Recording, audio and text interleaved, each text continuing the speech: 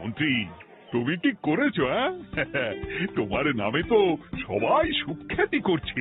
না না, এই আর কি। আমি যা অর্থ দিয়েছি এই আয়োজনের জন্য তো তার চেয়ে 5 গুণ বেশি মোহর লাগবে, কিন্তু তুমি কি করে করলে? মন্ত্রী মশাই সত্যিই ভালো হয়ে গেছে। দেখো গোপাল, দেখো মন্ত্রী সত্যি বদলে গেছেন। সবই তো জনগণের সেবার জন্য। কে জানে বাবা, কি গড়বড় হয়ে গেল।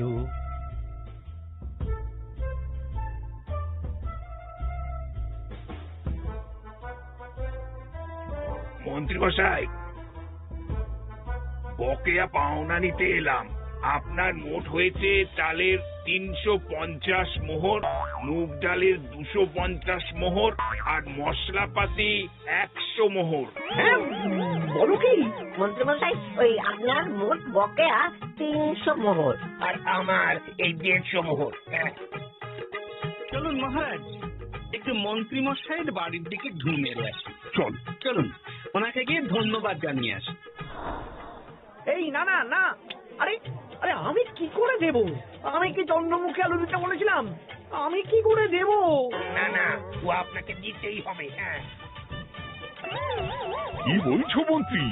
তুমি এত ভালো কাজ করেছো, এত বড় মুখ করে সকালে বললে যে সবই জনগণের সেবার জন্য।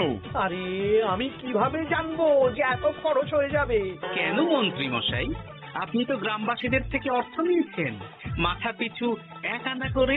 হ্যাঁ, মানে এসব তো কথা ছিল না। এই কি রে, গোপাল কি করে জেনে গেল? এসব কথা কি আর চাপা থাকে? আর সেই জন্যই তো আপনি ভালো মানের খাবার খাইয়েছেন। সত্যি তো, যে মানের খাবার খাওয়ানো হয়েছে তা কৃষ্ণনগর কেন, আশেপাশের কয়েকটা নগরের লোকও এই জিনিস চোখে দেখেনি, আর তাই তুমি অর্থ আদায় করেছো। না মানে, আমি বুঝতে পারছি না, আমার অনুমতি ছাড়া এগুলো হলো কি করে?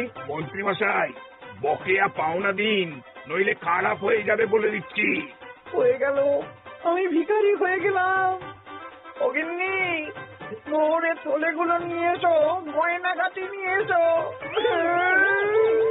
আমাকে পথে বসিয়ে দিল। কে কে আমার এত বড় সর্বনাশ করলো? আমি মন্ত্রী মশাই, আমি। আপনি যখন চাঁদা তুলে ভালো খাওয়াতে চাইছেন, তাই সবচেয়ে ভালো খাওয়ানোর ব্যবস্থা করে দিলাম, তাও আবার আপনার ঘাড় ভেঙে।